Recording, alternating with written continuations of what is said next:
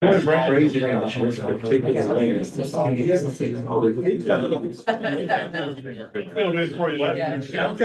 perfect. And I did it.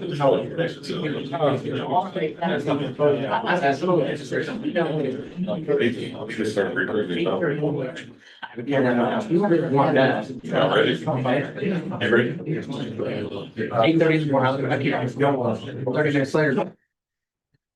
Call this meeting to order. Notice of a regular meeting, June 22nd, 2026, 5 p.m. City Council Chamber, 3947 Lincoln Avenue, Groves, Texas.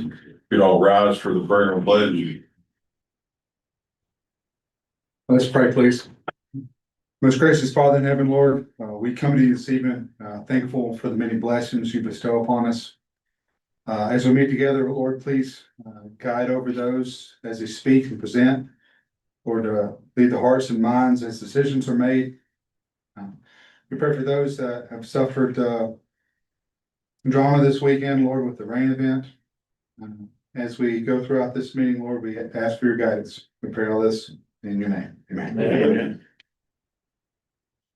I pledge allegiance to the flag of the United States of America and to the republic which stands, one nation, under God, indivisible, with liberty and justice for all. Board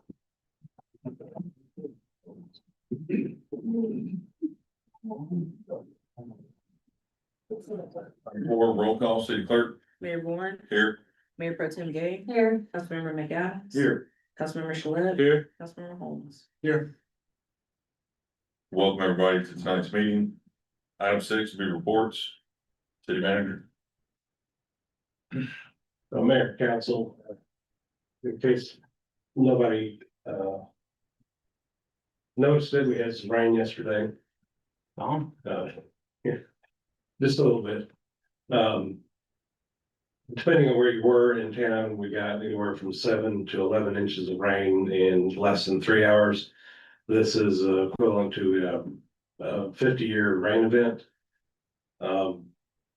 The heaviest, most heavily impacted area was the southeast quadrant of town, basically below 32nd Street, or 39th Street, I'm sorry. Some houses had water in it, in their houses. It started about 5:30. Chief wastewater plant operator was on duty by 5:45. Glenn Bedline was at the office by 6 and had 5 other public works employees on duty after that. Fire department held over C shift, brought in some volunteer firemen to help, and the police department brought in an extra officer and held over an officer. So, over the course of the morning, we had quite a few hands on deck. After it stopped raining, the water in most places went down fairly quickly. There were some spots where it hung around a little bit longer. But I think one of the main points to keep in mind is that this was a substantial, unusual rain event. As I said, it was a 50-year rain event. Anytime you get that kind of volume at that kind of velocity, it's going to overwhelm the drainage structures that you have. Our system is built to handle 1 to 2 inches an hour, and anything over that is going to lead to flooding. So when you have upwards of 11 inches in 2 to 3 hours, we're going to have flooding. And the staff did an excellent job of responding, clearing debris where it piled up against culverts.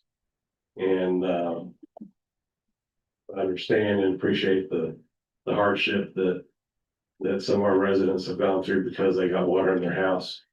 But this was an unusually large rain event. Second thing is this Wednesday, we will be transitioning Encode, which is our ERP, to the cloud, and that will require us to be off the system for the entire day. That means that we will not be able to take any kind of payments. So utility bills, payments at municipal court, payments in the building department will not be able to be made for this Wednesday as we transition to being hosted locally to being hosted on the cloud. And while we're Marshall Robin wants to talk a little bit about PD staffing. Mayor and council, I'll be brief. At the previous council meeting, we introduced some new personnel and discussed briefly the state of the staffing at our police department. I wanted to inform you all that we did extend a conditional job offer to a former police officer who previously worked for us, Deputy Justin Justice. He left in good standing, worked for a neighboring police agency, and wants to return home to the agency that he originally worked for in the city that he lives in. He passed those prerequisites and is going to be starting this week. He has not been sworn in yet, but that will happen soon. And I just wanted to inform you all that that puts us at fully staffed for the first time, and I don't even know the exact year, but probably since 2016. So I wanted to pass that on to council and let you know we do still have 4 that are in the FTO training program. Justin Justice will have his own abbreviated FTO program since he's worked with our system before, and we hope to have him on the streets within a month or so. But I wanted to inform you all of the state that we're in, and thank you all for the support that y'all given us over that period of time. And I did not mean to leave off Chief Vio. You want to update? We did have one city facility that had water in it. Yes, sir. Thank you, Mr. Carew, Mayor, Council. Unfortunately, we did get water in the fire station on Sunday morning. When I got back into town, walked into my office and the carpet was like a sponge, soaking wet. And it got, not only did it get my office, it got into the training room and it got into the assistant chief's office. Brought Glenn Budline in there this evening to look at it a little bit better. We both concluded that the concrete pad that we have where the air conditionings are for the building, there's a flower bed in front of it. And over time, put mulch in there to make it look nice. Well, the mulch became a dam and it backed up with so much rainfall that it got into the weep holes. And then we also found another area in the front where we think it pulled up in the front of the station as well in that same corner. and pushed into my office also. So, we came up with a remedy of just kind of cutting some trenches in that flower bed, trying to divert the water out of it, and we'll watch that front area also. If we need to put a catch basin in there, we can do that through the city, personnel with Public Works. So when I got back in, I saw that, I contacted Mr. Caruth immediately, told him what was going on. I also contacted, our HR, Elizabeth, Diaz, told her the situation. I went through and I contacted, Action Restoration, who is on buy board. So that helps out with the procurement process, make sure we did everything correctly on that. They came in later that morning. We got everything out of my office. They took the carpet out of my office, cut a section out of the assistant chief's office. And now they have fans and dehumidifiers in there. Talked to them this afternoon. When they're okay to come in there, they're gonna have to cut 2 feet up on the sheetrock in those 3 rooms. Paul's office is just one corner. The training room is pretty much one wall and a half of another wall, and then pretty much all of my office is gonna have to be cut 2 feet up. We don't think it got into any of the electronic stuff. We think it's just down to the floor, and it got into the insulation as well in there. So we don't want to have mold growth in there. Unfortunate on that. So in the meantime, you'll be officing over here. I'm unofficed at the time, so I'll be responding to, if you need me, you can call me on the cell phone. I'm probably gonna set up an office in the HR training room, so I have a little bit more room to, work in there. Thank you. And then lastly, we have Alan Sims, the general manager of DD7. Invited him to come this evening to give y'all a little report on their operations from yesterday. Morning, ladies and gentlemen. As Kevin said, my name's Alan Sims. I'm the general manager of Drainage District 7. There's a lot of information that's going around. I want to make sure that you guys hear directly from me what we did. So at about 4:30 yesterday, when we got the first indication of any rain whatsoever, because if we get 1/100th of an inch of rain, we get notified anywhere within our district. About 4:30, we started, our foreman went to the control center. By 5 o'clock, we had people out at all pump stations. We started getting rain, and I'm actually looking at our control center log. So at 5:30, we are showing that we had 2 pumps running, and there was a light rain beginning, or light rain and heavy rain starting. At 6 o'clock, we had 4 more people show up and had 4 of the 6 pumps running at 6 a.m. And that's when the rain really began to pick up. Heavy trash, call for more help. 6:30, everything online. Elevation had gone from a -8 at 5:30 to a -3 at 6 or 6:30, and then -1 at 6:45. 7:30, we're at a +1. Everything's running. 8:30, everything's running, heavy rain, +3. 9:30, no rain, +3.7. That's about the highest we've ever seen there that I can remember. The state 3.7, 9:30 and 10:30. At 11:30, we're down to 3.5, 12:30 at 2.8, 1:30, we're at 1. And basically by 5 o'clock, we were down to -6. So we were able to, and then we started turning pumps off. Let's see, the first pump went off at 3 o'clock. 3:15. So in the last pump, everything was turned off and we secured the station and left at 2100. So what's that? 9 o'clock. So at 2100, we locked the station down and left because we had everything back down to -8 and back to normal. We say -8 or +3, or what was that? So mean sea level. So we hold that channel at 8 feet below mean sea level. That's the lowest we can pump it. So, and it stays there. So we have two small pumps. They're, like 8 inch and a 10 inch. It runs, that's around 10,000 gallons a minute, 7,000 gallons a minute. They run all pretty much on probably 8 hours a day, every day, the little electric pumps. We have three 75,000 gallon, 54 inch diameter pumps that are on automatic, that when the water comes up about 3 inches, the first one comes on, another 3 inches, the next one comes on, another 3 inches, the next one comes on. Then we have three large pumps at 215,000 gallons a minute. Those are 84 inch diameter pumps. Those need to be switched on manually. My guys were there before the third pump. We were actually there before the first pump came on, the diesel pump. And then I had at least 10 people there before we started turning on the big pumps. Because we have a lot of trash that comes to that area. And I don't know if you'll see it tonight on the news, when the news media wanted to go out and look at it. We had easily 3 to 4 40-yard roll-offs full of debris that came in those 2 hours, first 2 hours. A lots of toys, yard toys, I mean, pedal cars, things like that. We pulled a lot of debris out.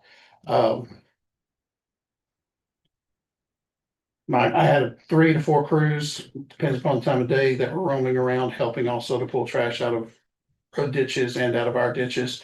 We did what we could to help. So we were manned by 5:30 at full strength. Probably had 50 people out in our district by 5:30 yesterday morning. We did everything we could. I'll be honest with you, it just rained so hard, so fast. The system was overwhelmed. We can handle 10 inches in a day. But 8 inches, 10 inches in a couple hours is just more than you can handle. And a perfect example, and I tell the people all the time, when I first got in this business in 1990, one of my bosses, we had a rainfall one day of 3 inches, and 2 weeks later we had 3 inches. And I was asking my boss, how come this 3 inches flooded all the streets and that 3 inches didn't? And he very politely raised one corner of my desk, put a couple of quarters under a leg. He took 2 cups of water. He started pouring the first one real slow. It ran off and into a bucket. He said, that's 3 inches in a day. Took the next one, dumped it on my desk, and everything on my desk got wet. And he said, that's 3 inches in an hour. He said, it takes time for it to run to here. That's what we saw yesterday. We saw a bucket of water dumped on this area. And it's unusual. I can tell you that we looked at all of our rain gauges around the district. Port Arthur, for the most part, got 3 to 4 inches of rain. Neyland, Port Neches got 4 to 6 inches. Out around Port Acres, saw an inch. You guys got hammered. And I think we both did all we could. If there's any message that we can convey to our citizens, it's going to be, please don't put your trash in the ditch. I'll tell you that right now, because, you know, it is a problem. It's a problem for you. It's a problem for me. It's a problem for everybody. It's a problem for your neighbor. If you have trash stacked in that ditch, when it starts to rain, it starts to float, and it gets down and starts plugging up culverts. Everybody gets blamed. And it's a problem. So if we have any one message that we can get out to the public, and I've preached it all day long, please don't put trash in the ditch. So if anybody has any questions, I am more than willing to answer any of your questions. If you want names of who was there, I can give you that. But I'm telling you that we have no reason to let anybody flood. That is not good for our business. It's not good for your business. We live here. We're protecting our houses as much as we are everybody else's. We have no reason to let anybody flood. And our people, that is their one job, is to work when it rains. Everything they do in between is to keep them employed, to be there when it rains. Alan, can you update the council on the 2 big detention facilities that Okay. are in the works? So we are currently working on 2 detention facilities, one where the old Taft School was, and one that's over by the soccer fields. Doesn't Port Arthur own where the old Taft School is? No. No, sir. Okay, when the new school. We're not They're doing the I'm sorry. reports right now. I'm sorry, I've never been to one of these. I don't know exactly how Yeah. everything works. I'm sorry, I don't No, know. no question. I'm So sorry. straight up, Port Neches Independent School District donated the old Taft School to Jefferson County Drainage District 7. Under the understanding that we would pay to have it demolished. So we've done that. We are negotiating with Total. There's a few minor points left. Shouldn't take much more to finish the agreement to get the other acreage that we need there. That's anticipated anytime now to close that. The biggest issue we've had is that, so we've had the plans finished for over a year for that detention pond. It's been sent to FEMA. We're waiting on FEMA to approve the plans so we can go to construction. We're told every month it'll be this month or next for a year. But we're ready, and that's on both projects, same situation with the portion up by Hogaboom Road is that we've got the plans finished. We've got Indorama ready to close the deal. We're hoping this event helps push them into going ahead and signing that package. There's been lawyers back and forth, one word here and there in the contract, the agreement ever since then. We think we're right there as far, both of those plans have been ready. You're looking at, I think it's 27 acres at Hogaboom that'll be dug out. And what's the acreage at 45 acres there where the old Taft School will be getting dug out. Fully grant funded, well, not fully mostly grant funded, probably 90% or more grant funded. That's the reason we're waiting on FEMA. They're funding the project. The Taft School, I believe, is around 15-16 million. It'd be about $1 million out of DD7 to get that done. We're trying. I have no other answer for you other we are trying. Well, we have pushed as hard as we can, have everything ready, but those two projects are ready to go as soon as we get the FEMA. Is there any way to tell how big an area each one of those ponds will relieve? We have a model of the of each. The so the one at Taft picks up not all the way to 32nd, but a large area of that area around over even helps. And it, I believe we showed about a 1 foot lowering in 100-year storm to that region. From Little John up into whatever that subdivision's got the single entrance just north of Taft. That whole area in there, we showed about a 1 foot reduction in most of that area in a 100-year storm, which is 18 inches in 24 hours. It's 45 acres of 10-foot deep holding pond, basically. And the one on Hogaboom? Hogaboom's 25 acres. It actually serves, so the ditch that comes down through there that serves down just south of Hogaboom, there's not a whole lot of flooding there, but up north around where is Mr. Moat, his meat market, there's a ditch that comes across and it drops down over and serves over towards where Pecan Festival Park area. It really serves the drainage flooding that occurs over in that area. What we're doing is we're slowing the water down that comes out next to that church, goes up next to Moats to allow this other area to drain faster.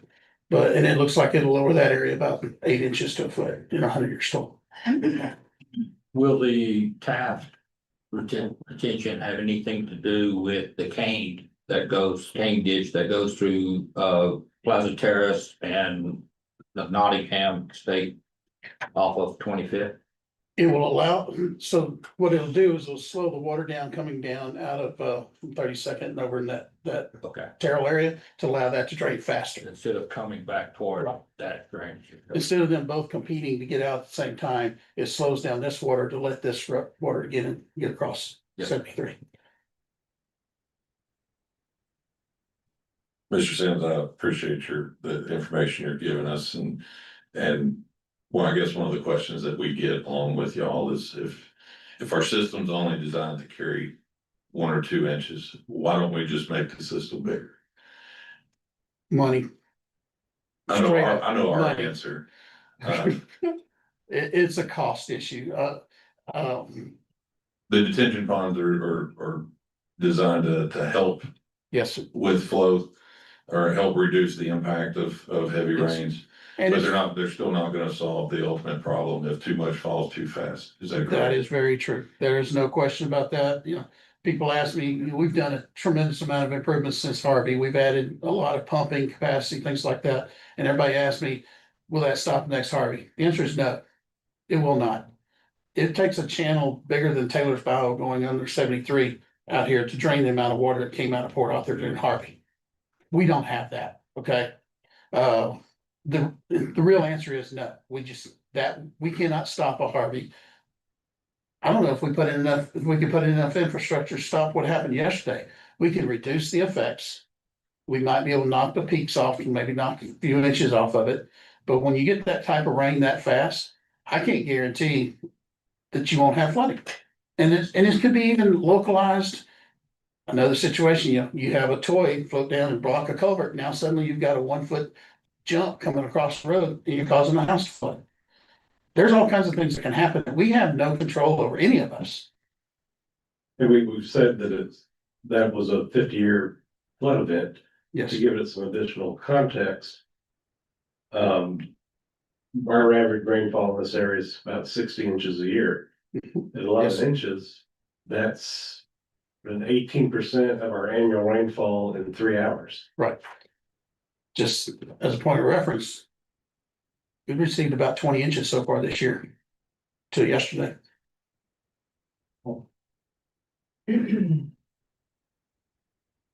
So. We're overwhelmed. I have no excuses. I have no, there's no magic bullet. Wish there were. I could have made a lot of money by now if there were. But that's all we can do is do the best we can. And that's what we're doing. I'll be honest with you. And I don't believe I could have asked any more of my people. They showed up early. They worked late.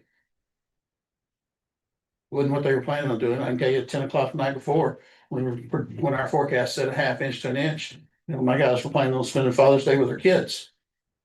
But at 4 o'clock, they showed up.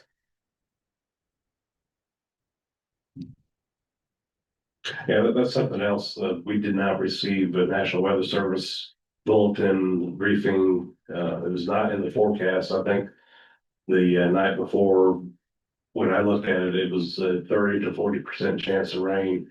Yes. Up for an inch, early in the morning. Yeah, 2 to 4 time frame. And I believe it was around 7:30 when I sent the text over to National Weather Service that I'd been out looking and there was a significant number of streets and homes in the Groves area that were flooded. And started reporting to them what I was seeing.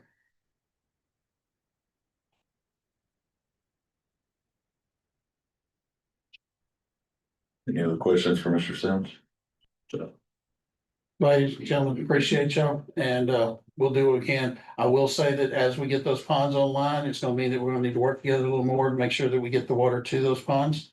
We'll work on the ditches. If you can work on your road ditches and we'll continue to convey this water and take care of our people. All right? Thank you. Any other reports, Mr. Bruce? No, sir.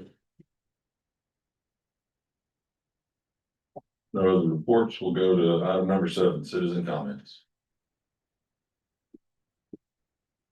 Come to the podium, name and address. My name is Randy Norris. I live at 6972 Henry Street. I have a few handouts. Would anybody like to?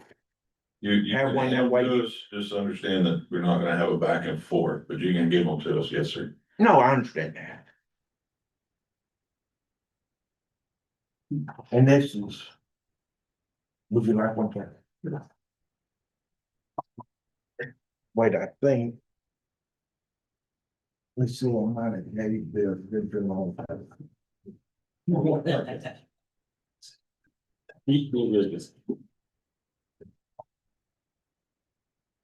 Yeah, just like most people in Grove yesterday, we had a real big water issue and got me to thinking, like me and the wife today, we were looking at pictures from think 2017 when we had the big flood back there, and I was on a mission way back then on trying to improve our drainage.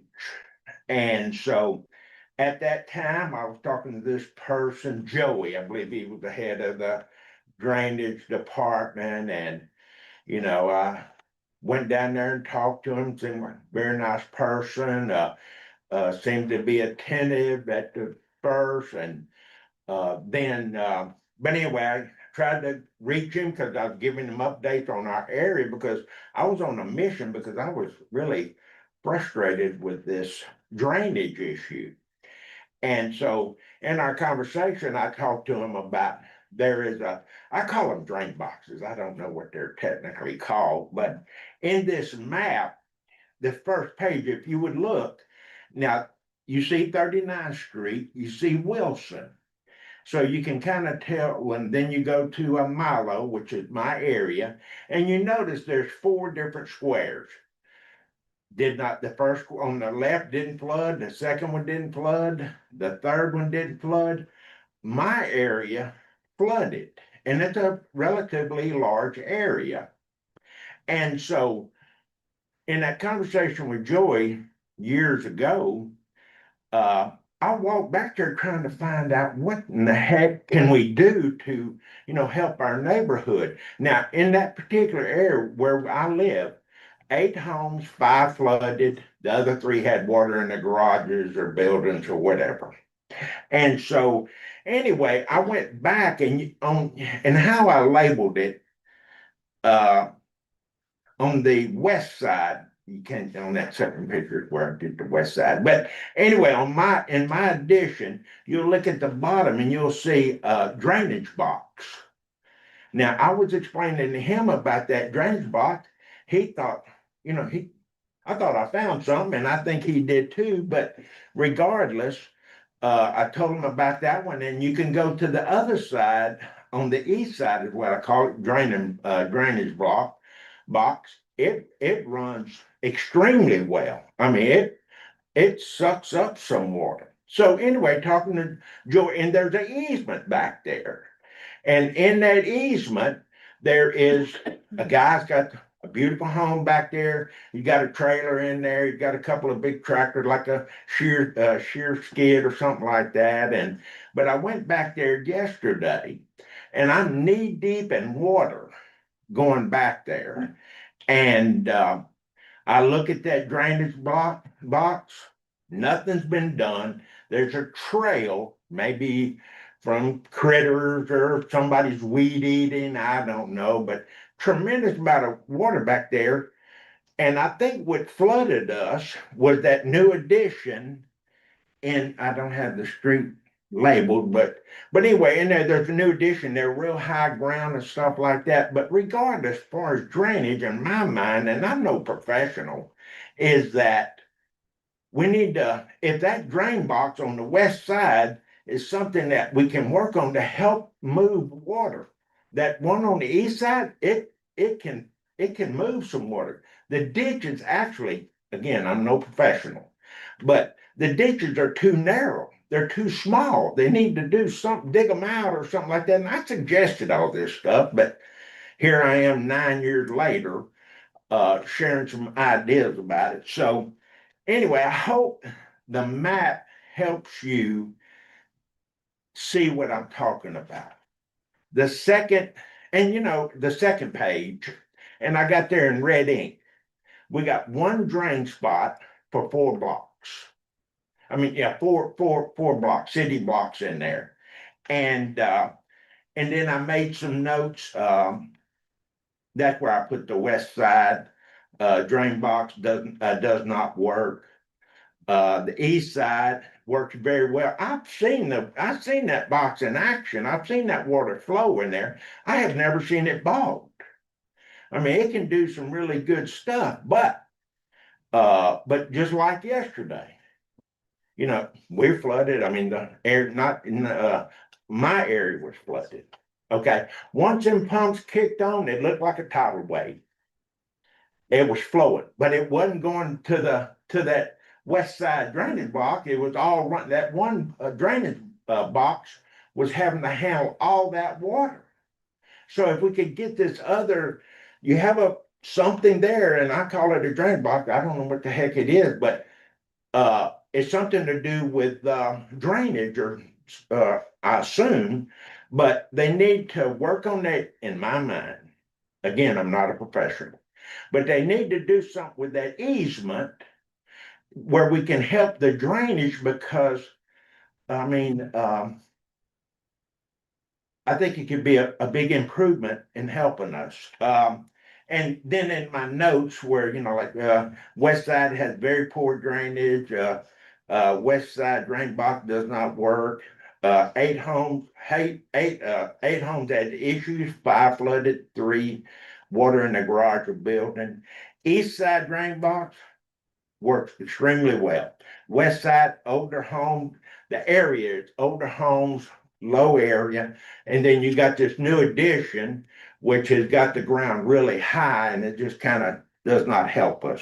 And this is not the first time. Sometimes you can just get a heavy local rain, and it won't drain, or very poor. You know what was so interesting about yesterday?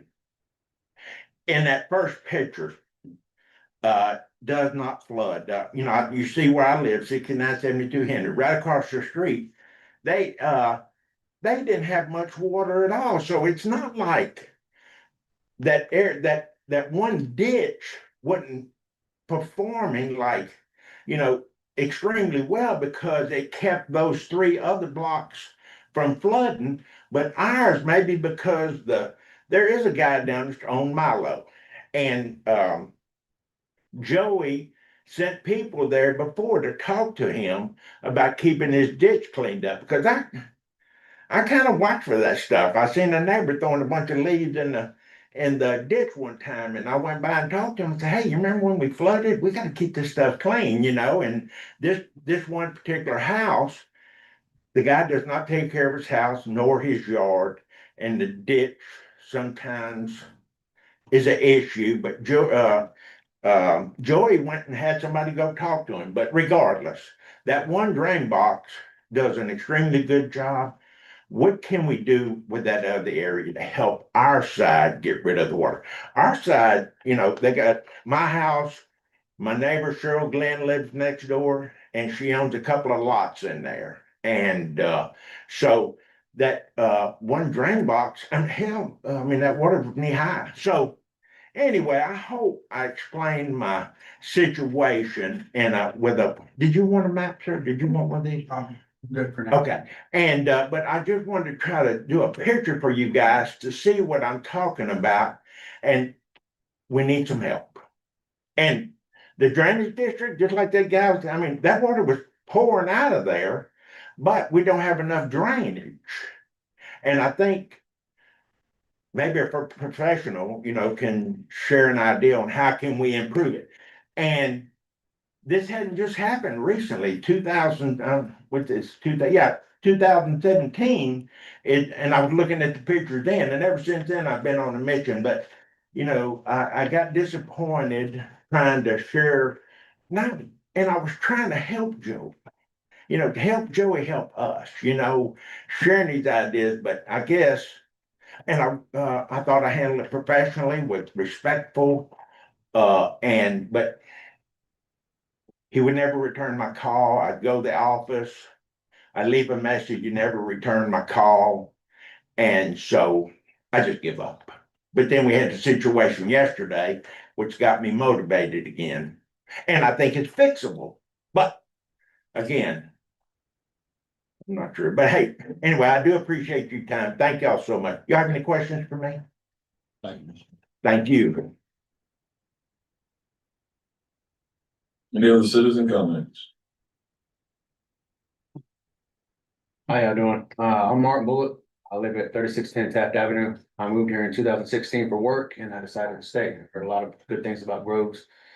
Harvey hit. I had not bought my house yet. I bought my house in 2019 on Taft in between Howe and Terrell. Even when we see regular rain, the ditch is back up. I believe what this gentleman said about the pumps working. I believe they work and they do their job, but if the water can't get there, what do we do? If we have 1 hour of heavy rain, our ditches in front of our house are completely full, no drainage in sight. I've lived there 6 years, I'm going on 7 years. I have not seen a single ditch in my neighborhood get dug out. And I'm not saying none have. If you got the whole culvert, you can't see but the top eighth of it, a lot of them. So if the pumps are working, but the water can't get there, I mean, what are we paying all the taxes for? And I have no problem paying taxes. I love the schools. I love the fire station. I'm glad that our neighborhood has that. But if our neighborhood are getting destroyed at the first sight of a little bit of heavy rainfall, you know, what are we? If you know, I mean, and again, I've never been to this, and I'm sorry for my outburst earlier, Mr. Bourne, I didn't mean that. I've never been to one of these. I love Groves. I want to stay here. My boys, when I moved here, they were 2 and a newborn. They're 11 and 9. They play every and any sport they can possibly play. My oldest just started athletics. You know, he's been going to the practices 3 times a week during summer, and I want to stay here. But man, like a day and a half of rain, not even heavy rain, off and on, and I get it. We had 10 to 11 inches. It's just, I love Groves and I want to stay here, man. And I want my boys to grow up here because I like this area. But man, I had 3 inches of water in my house. And we had estimates, $39,000. And then the money isn't even an issue. I'm gonna pay bills till I die. It is what it is. It's being put out. It's having to pull everything off the walls, cut the sheetrock. I got my oldest at house right now because it's taking too long to get up there and cut it. I got him going around with a 22-ounce hammer, busting holes in the bottom of the sheetrock so air can get in there. So before I get there and I'm able to cut it out and rip the sheetrock out, and you know, and I mean, I don't know, man. I mean, my culverts in front of my house, you can barely see them. How often are they supposed to be dug out? How often is there supposed to be maintenance done on them? Because we're not supposed to do it ourselves without calling y'all, and even then, we're not supposed to dig it out. The roads and Groves, they're horrible, man. They're horrible. The ditches are horrible. I mean, I can't be the only one that sees this, man. If we're so proud of who we are and where we're from, I'm from Jacksonville, Florida, and I came here for work, and I want to stay because I like it here, because it has afforded me the opportunity to make a good living and be home every night. I have been home every night since 2016 to my sons, every single night. I have not been on the road. I have not had 2 people told me, if you want to be home and with your family, this is where it's at. You're not gonna make as much on the road, but you're gonna make a good living, and I have. But man, I want to stay because I like it here. But man, if I have 1 hour of heavy rain and the ditches are full, and I'm glad what he said they're doing with Taft and off of Hogglebloom, that's awesome because my sons used to practice at them football fields on Hogglebloom. And I really want to stay, man. And I'm not threatening to go nowhere because I'm not. I mean, this is my house. I'm not abandoning it. I love my house. I mean, my wife wants to buy a bigger house. I said, no, I love this house. Excuse my French, I've worked my ass off my whole life. And I love this house. I'm staying in it. If we buy another house, cool, we'll rent it out. This is our house. I want to stay here, but it's just, it's frustrating that on Father's Day, we were at Martin Dies, man. Martin Dies campground. My wife rented a cabin for us. We're up there fishing, my boys, you know, and we had to cut it short so we could come back and tend to the house. And I don't have any answers for it, but all y'all are in y'all's positions for a reason, because y'all are the figureheads of the city. And I don't know what to say to y'all. I hope we come up with something that will help, man. Because I mean, even before this, like I said, 1 hour of heavy rain and our ditches are full, man. They're full. If the pumps are working, the water's just not getting to the pumps. It's just not going, man. My ex-wife lives 2.5 miles from us on the other side of Groves. She got no water. I don't know the answer. I work my ass off, and I love my house. I love where I'm at now. I love this city. I don't know what should be done, but I want something to be done. Sir, may I ask? No. You can't comment? No. Regardless, thank you, sir. I appreciate it. Hey, Mr. Bourne, again, I'm sorry for my outburst earlier. I've never been to one of these. It's my first time. Thank you. I appreciate y'all's time. Thank you for your comment. Any other citizen comments?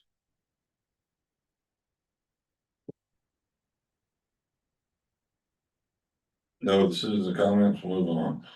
Item number 8, deliberate and act on the minutes of the June 1st, 2026 special meeting. I make a motion, we deliberate and act on the minutes of the June 1st, 2026 special meeting. Second the motion. Motion and a second to deliberate and act on the minutes of the June 1st, 2026 special meeting. Do you have any questions? No questions, vote on the motion. Mayor votes aye. Mayor Pro Tem Gay. Aye. Councilmember McAdams. Aye. Councilmember Shalit. Aye. Councilmember Holmes. Aye. Motion passes. Item 9, deliberate and act on the minutes of the June 8th, 2026 city council meeting. Make a motion, we deliberate and act to approve the minutes of the June 8th, 2026 city council meeting. I'll say.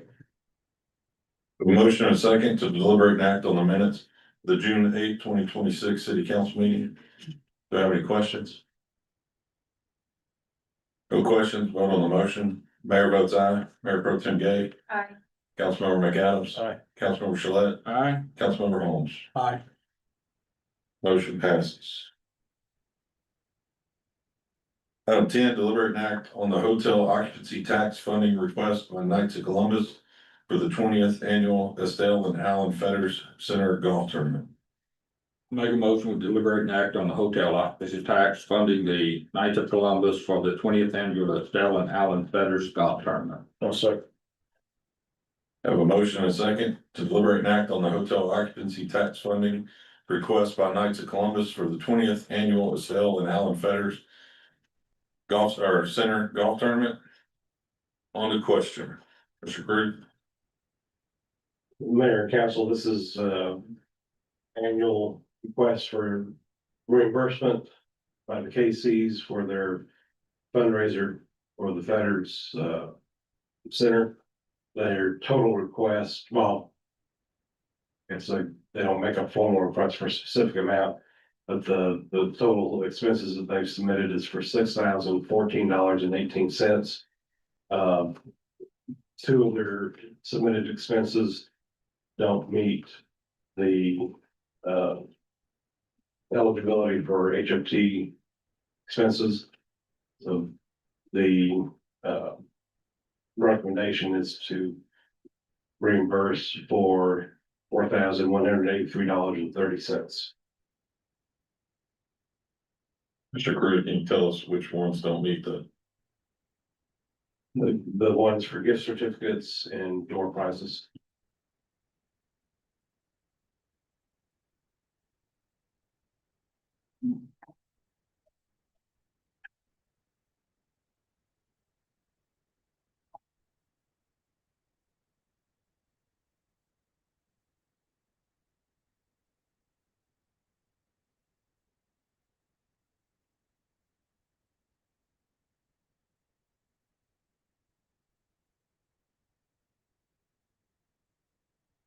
What was that number again? 4,183. 4183.30.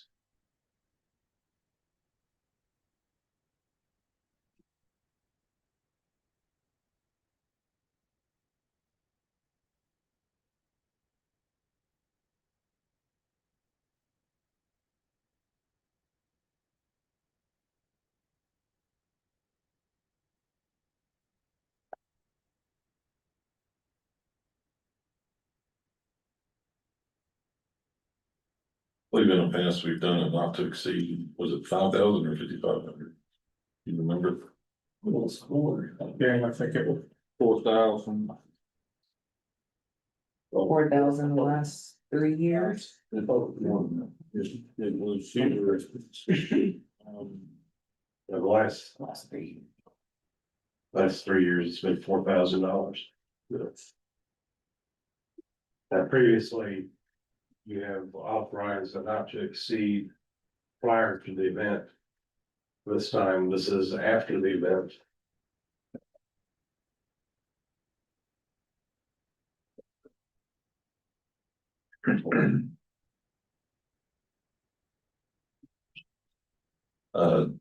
Does anybody from the Knights of Columbus wanna just give us a background? I know it's gonna be Mr. Leroy, you do it every year. Might as well just come on up. Mayor, for city manager, council members. I'll answer any question y'all need you have for the committee, the tournament committee. We've done this is our 20th year, we're proud of it, and of course, we support a good cause, And this group here in the Federal Center, their main source of income, so we work our tails off and I help them. And, we are so glad the city has been so generous in the past. And has pointed out through the years, how I have graciously helped defray some of our expenses. It's not cheap putting on a golf tournament. We pack the golf course, of course, and, it's the longest running golf tournament at the Bay. So we're proud of that, and the mayor's played several years and several local people, have supported us, and we're just proud of this tournament. And anything we get, now this total, the actual expenses was not really a request for everything. We just wanted y'all's consideration to help defray some of the expenses. So whatever y'all can do, we happy with. And I know the center will be happy also. And we also have with us tonight the director of the center, if anyone wants to address any questions to her. She's mandated that she can only have 10 people, 10 of her clients. That's the state mandates that, and she has 10. And I've been there to witness this, and what the work that she does with these 10 clients who are mentally and physically challenged adults, by the way. It's a daycare for adults, basically. So families could go out and pay bills and run errands, go to the pharmacy, whatever they want to do, have a place to have their family member for that day. Basically, that's what we do. We help family members who are not as privileged as we are, fortunate we are. Mr. Leroy, can you give us any type of idea of what type of money y'all been donating to the center over the last few years? We maxed out 1 year at 18, but we've been averaging around 15,000. What type of impact does that kind of money have for the center? You could Probably keep them above water. I hate to bring the subject of water up. Yeah. But whenever we first got involved, they were in dire straits. Yeah, we were closing our doors and, they came to our rescue, and by the grace of God and you wonderful people here, we've been in existence. We spend money, I'm the only salary person. And then we, pay to have a grass cut, we pay any maintenance, fees. This year we were lucky because of them and other donations we got. We put in new windows, which it's an old house and it was cold. And it really, really helped a lot. And it's helping this summer also. And down the road, we're looking at a new roof. You know what a roof costs. So we work on a shoestring budget and we desperately need the help of people to be able to stay open. We have been in existence since 1964. And we did start in Port Arthur and ended up in Groves at it was a Boy Scout hut in the park. And then they purchased the building that we're in. I'm not exactly sure what year they did that, but we've been there ever since. And y'all are all welcome at any time. Our hours are 9 to 2. We got a bowling on Thursdays. You're welcome to come by, because I guarantee you come by one time and if you spend 10 minutes, your heart will be won over. These students are wonderful. They're such a joy and a privilege to have it come to our community, and their families appreciate it. I appreciate it, and believe me, the students appreciate it. So any other questions? Well, I don't know if y'all got any questions for me. No, ma'am, but my wife works with special needs and it takes special people to work with special needs, and I applaud you. Well, there's a need, and there's not anything in our area. And there's so many more people out there, and I wish we could take more people in. And there's also there's a need for handicap. There's no place for these students when they graduate from our schools to go. And, yes, I'm the director, but I'm just a caretaker. I mean, we all have big titles, but let's just be honest, I'm a caretaker. I take care of 9 students. Right now I have 9. I have 9 students, and it broke my heart today. A student came by, but he was so handicapped that, I realized I couldn't take him in. And I had to call his father, it kills me. there's a need, and I appreciate y'all's help and the help of these wonderful clubs and organizations like the Knights of Columbus. We wouldn't be existing. So thank you very much. Laura, it's your turn. Come on up. Thank you again. I had a quick question. Oh, I'm sorry, go ahead. Leroy. Just Hey, I'm sorry, Mr. Leroy. Just, we don't have to have exact numbers. We're looking at like 102 green fees, so about how many golfers do we have? Do we have about? We fill the course, all we can put is whatever course he can Right, supply. So we did 28 teams. okay. Good. Do we have an idea if everybody was local or we had some folks from out? No, we had several folks from Houston. One of them been coming every year. Okay, He grew up right here in Clermont. okay. That's an out of town. Oh, yeah, we Canyon can- Lake, And this is the only reason we apply. I think, you had 112 potential golfers last year, 28 teams at 4 players. Yeah. and that's all we But allow. it's a good sized tournament and so bound to have some folks from out. No, we brought people in from Canyon Lake, we New brought them York. from Baton Rouge, we brought them from, up in East Texas, but several out of Houston. Okay, perfect. And these are all boys that grew up in Groves, Wonderful, coming back. played at the P-PAC. Perfect.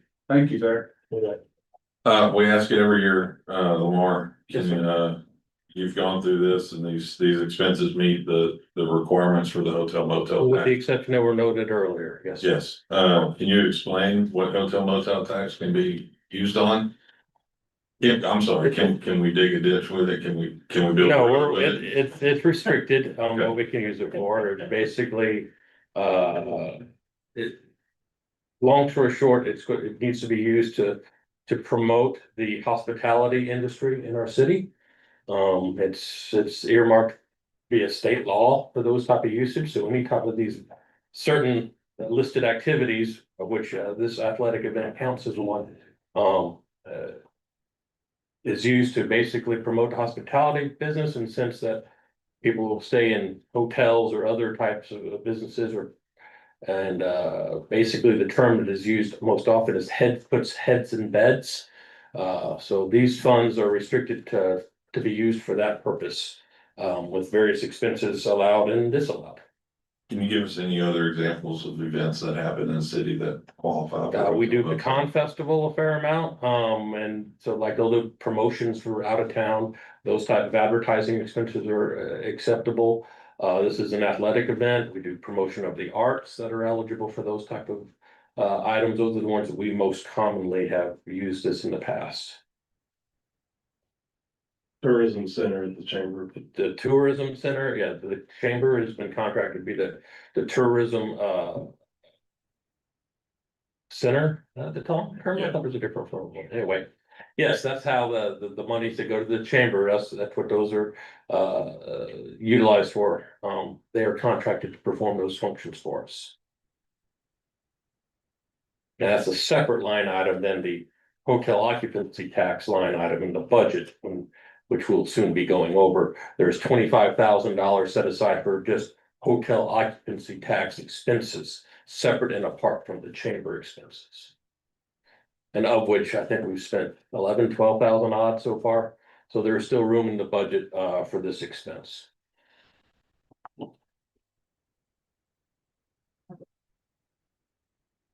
Does council have any recommendations of how much y'all wanna approve?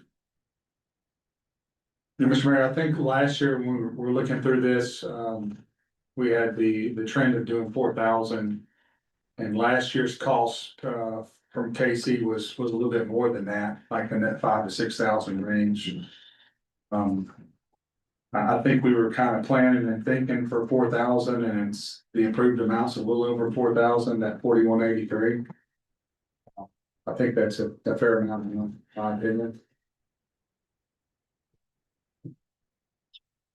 Anybody else have any other suggestions? I agree with that. I think that Brandon, you're saying the 418330. Yeah, I think 4183, that full approved amount, 418330. I think we go for that instead of the flat 4. Okay. Mr. Monk, will we need an amended motion to include the dollar amount? Yes. Mr. Shalit, you made the motion. Like to amend my amount or my deliberation on the golf tournament to reimburse the full amount of $4,183 and what was that? 30 cents. I'll say. So I have an amended motion to include the dollar amount to be reimbursed at $4,183.30. I also have a second. We'll go on to any questions on that. Any other questions on the topic at all? Okay, y'all ready to vote? We'll vote on the motion. Mayor votes aye. Mayor Pro Tem Gay. Aye. Councilmember McAdams. Aye. Councilmember Shalit. Aye. Councilmember Holmes. Aye. Motion passes. Thank y'all again for what y'all do for that organization. And for what y'all do for the city too. Thank y'all so much. Item number 11. Deliberate on a presentation regarding the Groves Block Walk event held on May 9th, 2026. This is informational only. Marshall. Mayor and council, thank you for this opportunity to present. I can see the timing could be better in lieu of the event that happened yesterday. With this being submitted last week prior to the extreme weather event that we had yesterday, nothing in this report should be used to detract or distract from the concerns of the citizens, obviously, from that extreme weather event.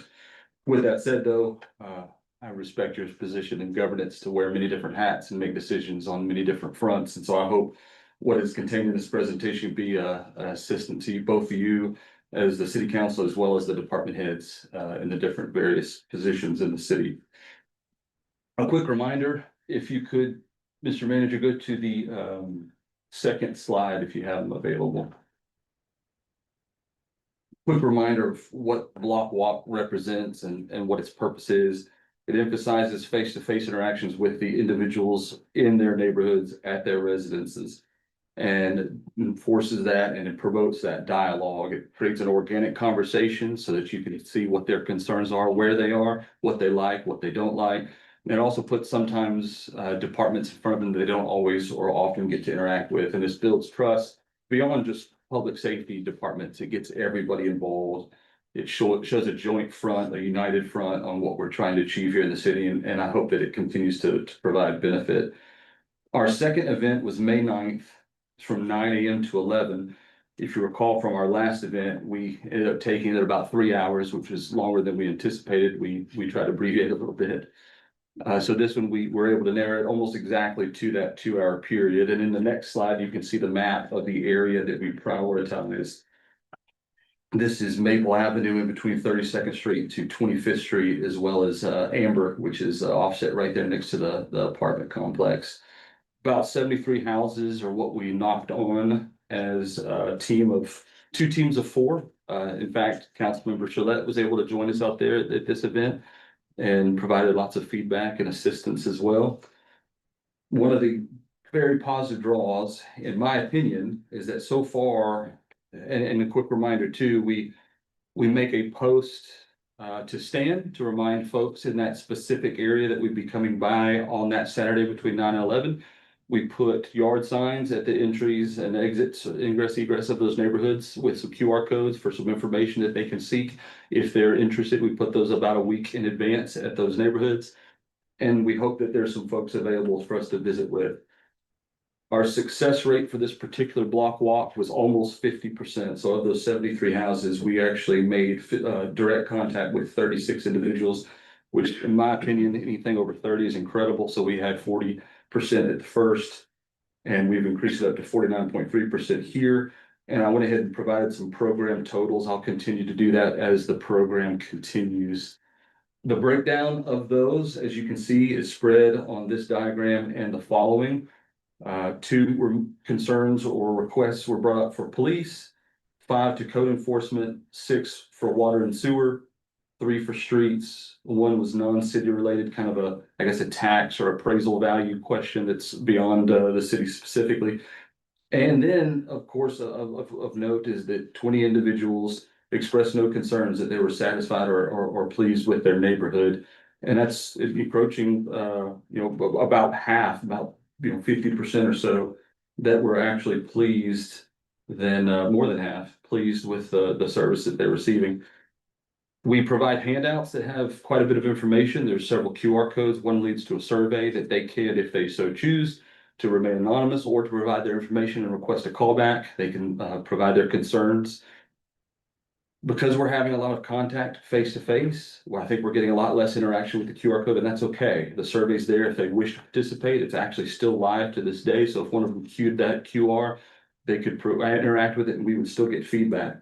6 individuals activated that survey, but none have actually completed it. I think too, with the other 2 QR codes, what they do is they lead to website pages that have either department head information or contact information for those departments for them to be able to reach out and provide feedback to directly. So we're hopeful that that's being utilized as well. But because of the success of these 2, and the next slide, did you show the pie chart already? Okay, very good. Because this continues to be, I think, a beneficial interaction with the public, and I think we are gleaning important information from it. We're planning 2 more this year, one for Ward 1 and one for Ward 2. We're looking at hitting neighborhoods within Ward 1 on August 22nd. If y'all want to mark your calendars, that's our tentative date, but we're anticipating that will be a good date to utilize. August 22nd, again, from 9 to 11. We're having a structured, steady growth to our teams. We hope to expand the team slightly, but we still want no more than about 4 people per team, so we don't overwhelm people, obviously, at their doors. But we'll continue to use multiple department volunteers, department heads, hopefully counselor. Of course, if any of y'all would like to participate, we'd be welcome and be excited to have you. We're going to do a 4th walk in November. So the idea is, obviously, when sports start with the school year, we want to try to stay ahead of that. So August 22nd. And then before the holiday season really kicks off, we'll try to do another one that second or so week in November for Ward 2. And that will have 1 walk in each ward for this year. And we'll continue to expand that as we go in the future. We still have requests some guidance from council. If you have priority neighborhoods that you'd really like us to knock and talk with some folks, maybe some that are underrepresented that have some more significant concerns.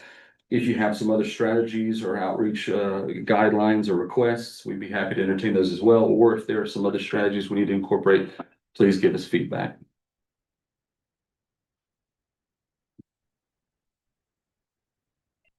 Any questions for Marshall? Thank you, Marshall. Thank you very much. Item number 12, deliberate and act on the June 22nd, 2026 invoice list. I'll make a motion to deliberate and act on the June 22nd, 2026 invoice list. Second. Have a motion and a second to deliberate and act on the June 22nd, 2026 invoice list. On the question, Mr. Cruz? Mayor and council, we have 7 items for tonight. The first is Chameleon Industries, the polymer at the water plant, $35,672.40. City of Port Arthur for landfill sludge disposal, $5,460.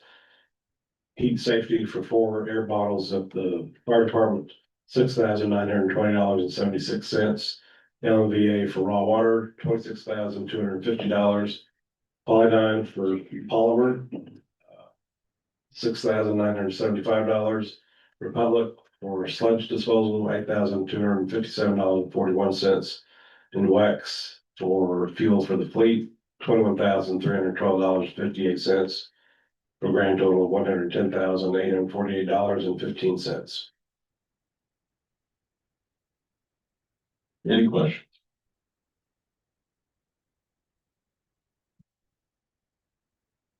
No questions, vote on the motion. Mayor votes aye. Mayor Pro Tem Gay. Aye. Councilmember McAdams. Aye. Councilmember Sweat. Aye. Councilmember Holmes. Aye. Motion passes. Item 13, city council will hold an executive session pursuant to the provisions of chapter 551 of the Texas Government Code in accordance with the authority contained in section 551.071, 1A, consultation with attorney when the government body seeks the advice of its attorney about pending or contemplated litigation. We will go into executive session at 6:07.